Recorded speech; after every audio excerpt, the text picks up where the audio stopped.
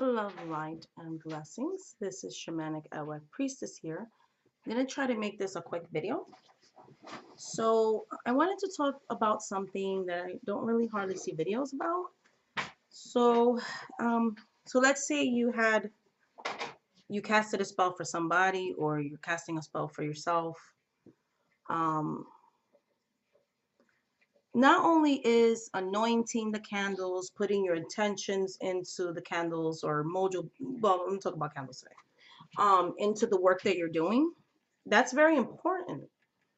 But it's also important to understand that when we're working with spirits, um, they talk to us through the candles that we burn. So it's important to know how to read your work, or if you're somebody who does work for somebody else, or whatever the case may be, it's important to know how to read your work because, for instance, I'm going to share this candle because this is my personal candle. So I burned this candle. I'm not going to say why, but I burned it. And um, when I burn candles, in my tradition, in my culture, we read the flame. Is it a big flame? Is it a small flame? Is it a dull flame? Um, is it dancing? What direction is it going? What is it doing? Is it hissing? Is it crackling? So I read the flame on the candle, and I also look at the way the wax melts. Okay, sometimes the wax may have a bubble in it. Maybe it's a slow burn.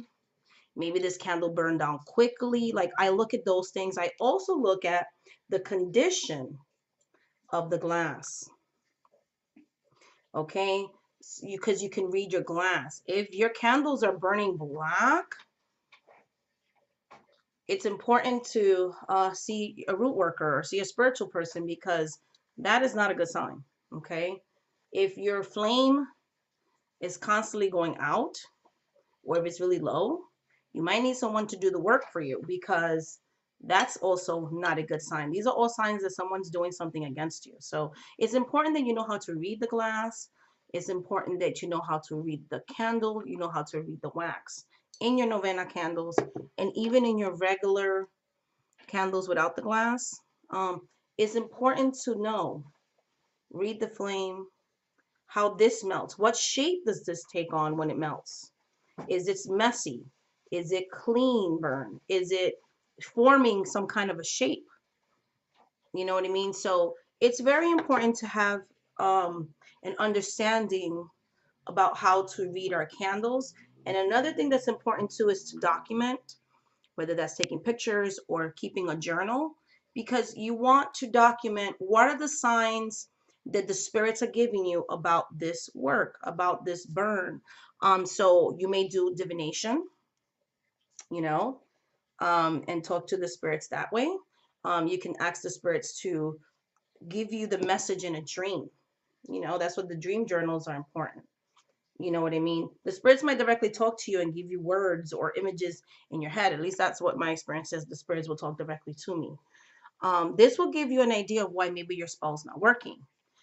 You might need to do backup work, or you might need to get somebody outside of yourself to do the work, because it depends on your burn and what the spirits are trying to reveal to you. You might have to do, before you try to do something, you might have to do some unhexing work first, uncrossing yourself first before you try to manifest something, if this glass is burning a certain way. So you might have to do other work before you do the main work. And then you might do the main work and have to keep lighting for that same petition more than one time until the candle finally burns clean. So it's very important to have an understanding, or a basic understanding, on how to read your candles. Another thing is, you just can't light a candle, say 3 things, and just walk away from it.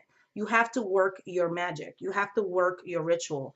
You might have to do it for 1, 6, 7, 8, 9 days of the prayers and the invocations and petitioning that spirit. You might have to work, depending on what kind of condition you're trying to do or what you're trying to manifest. You might have to repeat the work more than once. So these are just important things to know.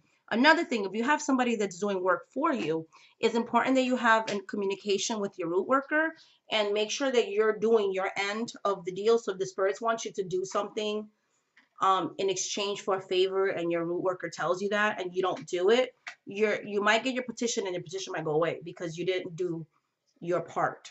You know, spirits don't like when you fall through on a promise.